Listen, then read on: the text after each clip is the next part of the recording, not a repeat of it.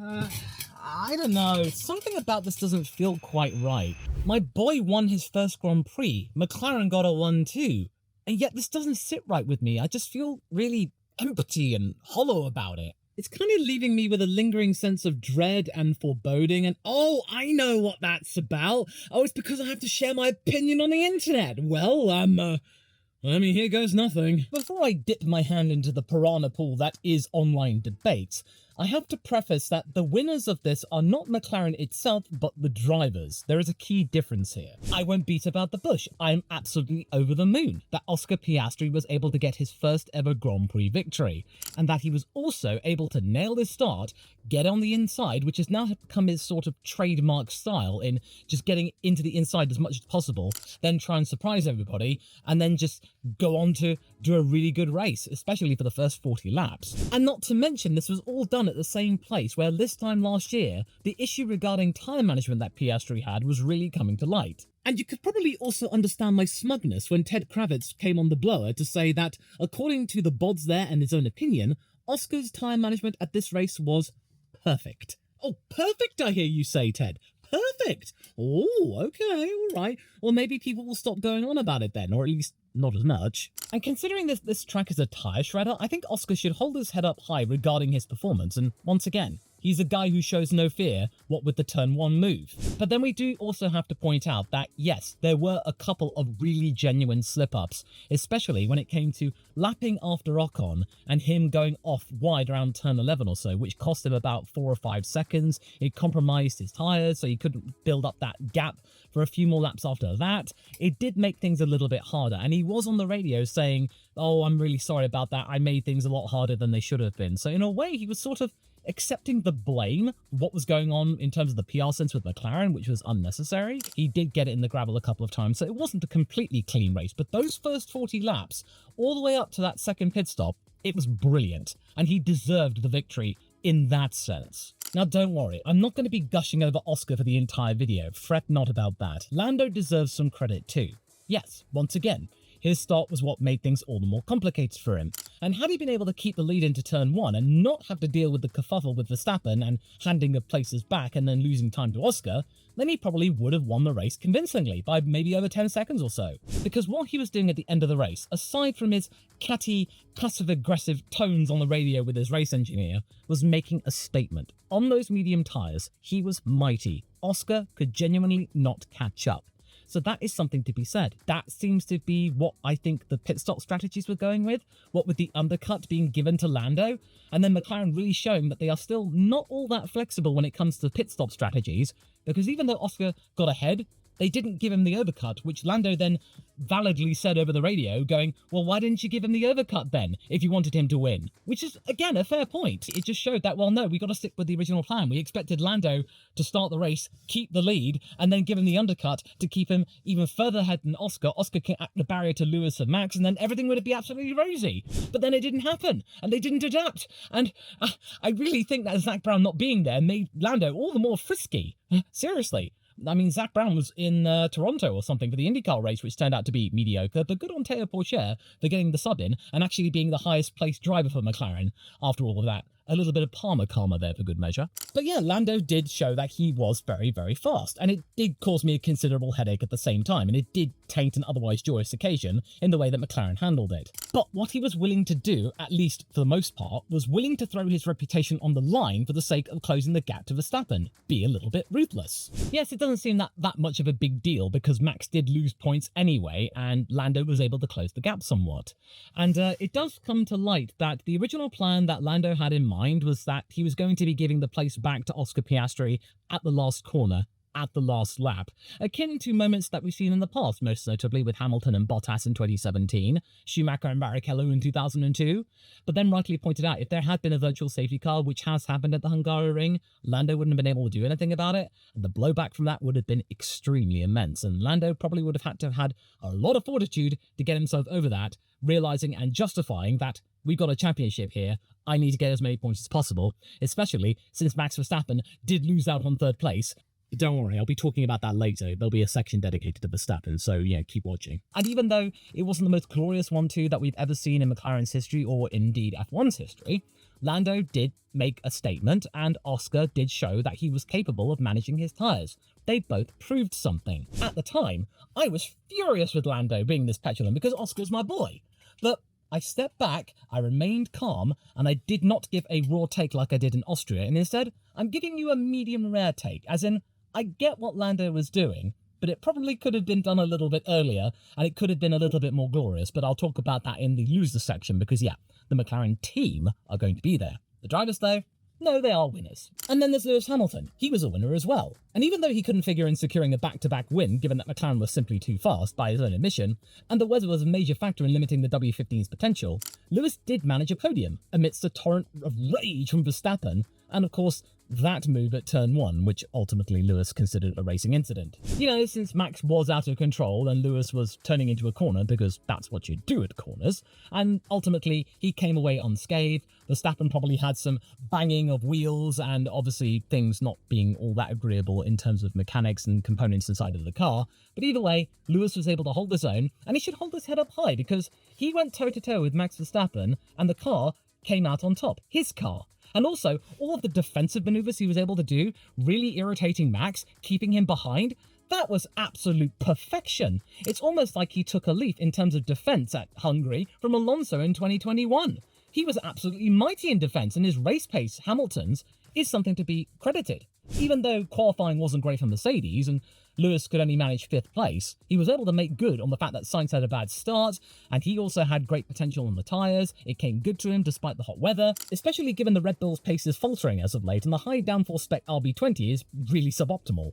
Mercedes are right in the pound seat for getting into the top 3 of the constructors, and Lewis was right there to make the most of it, and continue to secure podiums to ensure the team came out on a strong track for them. And also making the most of the fact that there was a lot of calamity regarding George Russell's race, so yeah, Lewis should be really proud of himself. And also, it raises Lewis Hamilton to a higher place in the championship, and now Checo's in 7th position. So okay, 6th place for Lewis Hamilton in the driver's standings is not all that great, but considering that Ferrari are treading water at the moment, have only just gotten their mojo back, or at least at the beginning of it, he could get himself back into the top 5 in the championship potentially, Lewis, and given the start of the season, that ain't terrible. But yes, I do consider Ferrari a winner anyway, because despite them losing 2nd place in the constructors, this was the kind of weekend that Leclerc needed to have. Well, maybe not the crash at turn 4 on the Friday, of course, but the rest of it was fairly solid for him. And it was a genuine sign that Ferrari may be starting to get a handle on what's been going on with their dire run of upgrades. They brought a reworked floor for the Hungarian Grand Prix. It's a reworked floor, not a new one. It's like a mishmash of what they've learned as well as previous specs.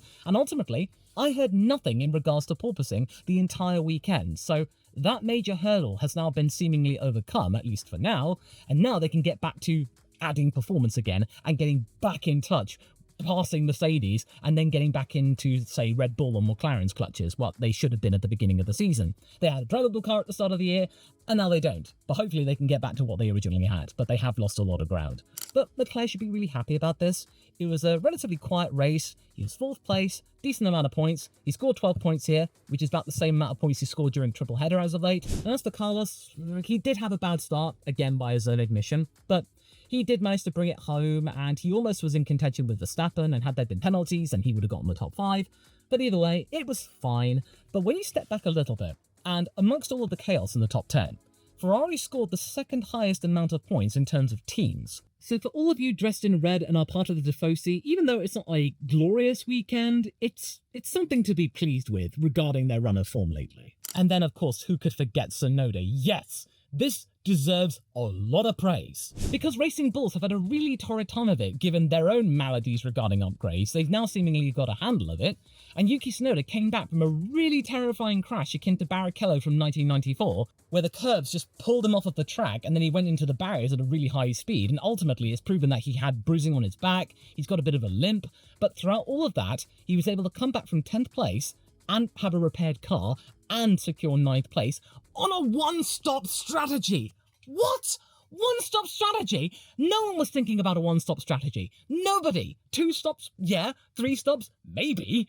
But considering that Ricciardo was getting the short straw in regarding to early stops because his stop on lap 8 was from the medium tyres, what? Yeah, that was really weird. But Tsunoda was able to make good. Sure, it's only 2 points.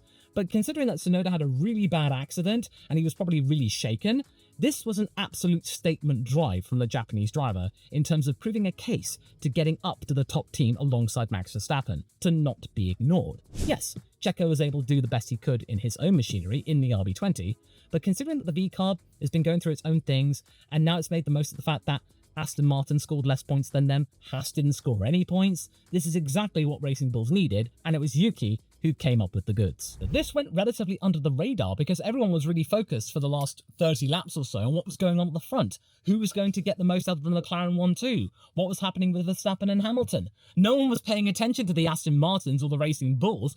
I completely forgot that Yuki was in 9th until the end of the race, and I realised, wow, he's actually still up there. How many stops did he do? One? Wow. And that's it in terms of winners. There weren't exactly that many winners when you think about it, but we get to the next section, and George is right here. And yes, it was partially down to him what caused him to fall out of qualifying early on, but Mercedes were also responsible for underfueling his car and losing valuable time given the strange situation of the rainy conditions, which saw some teams assuming that the track in Q1 would get slower, but it ultimately didn't, so a last run was indeed possible. Which is something that really caught out Alpine especially, but ultimately, even though George was out of position, the Hungaroring is a track where he excels at, and he came away from this track with P8, and he was also able to bag the fastest lap. So the pace in the car was there, and that was even in the conditions on Sunday. It's a bit of a shame that he wasn't in the top 5, or indeed in just the top 10 at least, because with George there as well, 2 Mercedes that were performing better than expected, with both drivers really excelling at this track, this could have made Max Verstappen's weekend even more arduous, especially with a motivated George sensing weakness. And then we get to Checo. I cannot call him a loser. No way. Yes, that crash in Q1 was disastrous and shouldn't be swept under the carpet, but he did finish P7 on the road. He was able to bounce back from that career-defining crash. He was able to follow up on what Christian Horner was saying on Saturday that, oh, don't worry, he'll bounce back in the race, and people were thinking after what Checo's been doing lately, yeah, right, Christian, you're absolutely delusional. Well, no, it turned out it was correct. They managed to make the strategy work. Perez and Russell went up through the grid together. They were mirroring each other's strategies, and the RB20 in that regular spec turned out to be pretty clean. It was competent. Checo didn't put a foot wrong. It was absolutely fine. Say what you will about Perez. He's tenacious. He's determined to try and make this work, even though the odds are stacked against him. Because as I touched upon with Hamilton and Russell, Checo is now 7th place in the driver's standings, and that can activate yet another performance clause if that is to be true. So now at this point, Max needs to have a terrible weekend next time out in Spa, which is unlikely, and then Sergio has to win to get back in touch in terms of those performance clauses. Otherwise, he's toast, basically, based on logic and things that have been laid out and established to us. But right now, this weekend, it was fine. He managed to make it good in the race. He came away with some points. He managed to actually be the cleaner of the 2 Red Bull drivers, which is really surprising. Or debatable. Depends on whether you take the entire weekend into account or just the race. I'll leave that to you in the comments. But then we get to Aston Martin. Oh, you thought the team order situation in McLaren was bad. Just you wait until this one. At least Lando complied, and yes, the team bagged a point after all of those upgrades, ultimately getting them back to exactly where they were at the start of the year. The weekend was still not serene at all because, well, you had an angry Fernando to deal with. Because back in Q3, there was video going around of Fernando Alonso having an absolute meltdown and angry rant towards the FIA representatives after they flew the red flag immediately after Tsunoda crashed. That compromised his Q3 lap time, which could have been quicker. That might have actually gotten him past Charles Leclerc. He could have been on the 3rd row, but ultimately he wasn't. He was settling for 7th. But either way, Alonso was already under a cloud on Saturday. And then the race turned out to be not all that spectacular. We already had that quip earlier on at the time in terms of strategies, and they were going to give it to Lance, and then Fernando was like, good luck. And then we heard on the radio a combination of the 2018 quote from him, I don't know, and then an early one of, I don't want, because he was like, I don't want to know, because he was already in a bad mood. And then we get to the meat of the subject, because only one Aston Martin scored, and that was mainly down to Russell and Perez coming up the order. and it was not Fernando, even though it was supposed to be. Team orders were brought into play for Stroll to have a go at Tsunoda because they sensed weakness. He was on a one-stop strategy, he was nursing his tyres, they thought they could get him to maybe see if they can get a 9th or 10th place finish. Ultimately, Tsunoda had enough in the tank to be able to keep Stroll behind him, and then it was meant to be parlour that Fernando would get the place back, but then Stroll didn't comply. So already, you're going to get some angry rants behind the scenes, because even though in the media pen it's been relatively sedate, quaint, it's been tempered almost, you can tell that Fernando is not happy here, and something's going on here. It's just not right. Yes, you might be able to use the age debate regarding Alonso, but for Stroll to suddenly be competent, or at least quiet in the last few races, that's weird. That's just really strange. And you might be thinking I'm bagging on Lance, but it's just, I don't know. Foam of doubt here. Foam of doubt. I've already talked about this in many other videos, but this is just yet another example, especially with team orders coming into play. Stroll, he's not a team player, because it was a point. You're trying to prove a point? But I guess maybe Lance is trying to protect his place in the top 10 because Yuki Tsunoda and Nico Hülkenberg are only 1 point behind him. So maybe he was sensing that I need that point more than Alonso does, because there's no way that Alonso is going to get 8th place in the championship at the moment. He's stuck in 9th. So maybe Stroll was thinking self-preservation for his own part. But still, that's not the way to go, Lance, especially if you want people to like you. No, because after what he did, for people who don't like him, it's going to be absolute rocket fuel, this. And then we get to Max Verstappen. Oh dear, this was probably his worst weekend in a long time. Sure, 5th place isn't the worst, and it's the same result he got in Singapore last year, and he wasn't that irritated then. Well, there's a key difference between this 5th place and that 5th place. You see, in Singapore, the team knew they weren't going to be all that great because they weren't prioritising this. This was a really, really intense curb-heavy road circuit, and Horner was saying, well, it's only one race. We didn't want to optimise for that one race, considering we're really good in other places, so no matter. So they had months to prepare for that eventuality, which did come to pass. And even then, Max was still close to a podium, or relatively close. But now, this 5th place was not expected. And the conduct that Max Verstappen used was, this is a minefield in of itself. I would say it was extremely unbecoming of a role model for young talent and potentially young children watching, absolutely. But you got to remember who Max Verstappen is. He is a racer. He is using the radio as a tool, not a means of entertainment. This isn't justification, it's an explanation. I'm trying to figure out why exactly he was flying off the handle, but you know something's wrong. Christian Horner has said there's going to be an internal investigation about it. It's going to be discussed privately, because I think Red Bull were caught off guard by this vitriolic attack from Max. Yeah, Max did it in the past, and in 2021 it got really, really heavy, but the last couple of years have been relatively quiet, so Red Bull got complacent. But now it's come back to the fore again, Max completely flying off the handle to the point where even GP was getting like, yeah, okay, Max, I'm not even going to bother trying that, because the whole thing with Lewis, even though you're saying that he turned on the braking, that's not going to wash. Max did not cover himself off really well, and he was scrappy. And there's a good reason for that, because the RB20 spec that he was given was meant to be an all-out upgrade. I mean, this is not good for Red Bull. This was meant to be a salvo to get them back up ahead 2 to 3 tenths from McLaren. But all it did was either keep them in position or make them slightly worse. Checo, like I just mentioned, he was the cleaner driver on the Sunday, and Max was just making all of these errors. But there's again another reason for that, because he's the one that Red Bull is pinning their hopes on to maintain the constructors. He is driving with his eyes out on stalks.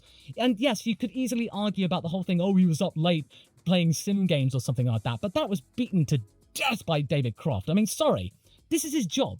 Sim racing is his business. That's what he's going to be doing long after he puts his helmet up and retires from motorsport. He's going to be a sim racing manager until the day he dies. Keep on with that argument for minute after minute after minute was excessive. But there is no denying, Max Verstappen, it was a sloppy weekend. He tried to make do with what he had, and yes, he wasn't going to try and get for the win because even he knew that 3rd place was the best they could hope for, but he couldn't even get that. And this was meant to be a major upgrade, it didn't work. So there is some real tension underneath the hood there. And this is just not a great weekend for him. And then that move into turn 1 with Lewis, it was, I would say Lewis was right in terms of a racing incident. Lewis did find Max immediately, patting him on the shoulder, saying, don't worry, it's all good, man. Max was doing a desperate move, locking up his wheels, but Lewis wasn't turning into him either to try and get him out or something. He was turning into a corner. It failed spectacularly. All it did was just completely turn his tyres into a 50 pence piece, as Martin Brundle said. It was just unfortunate, and Lewis was really lucky to have no damage on his car.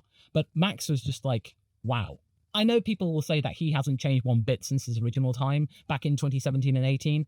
I would say he has matured, but even the most mature people sometimes have their slip-ups and relapses, and we will see more of this. But I hope against hope that Max realizes that he went a little bit too far, that he brings it down a notch or two, and that we might have a more measured approach. But this being Max Verstappen, I'm not holding my breath. Then the McLaren team. Ah, yes. Whilst the drivers did themselves proud, the team cannot share the same kudos. Somehow, they turned a 1-2 finish, their first since the Lando Norris one in Monza, into a PR disaster.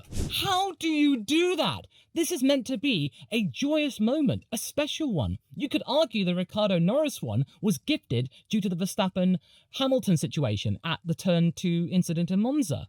This one, the 1-2 here at Hungary, was earned on merit. This was the first one in a long time. But I couldn't enjoy it as a McLaren fan.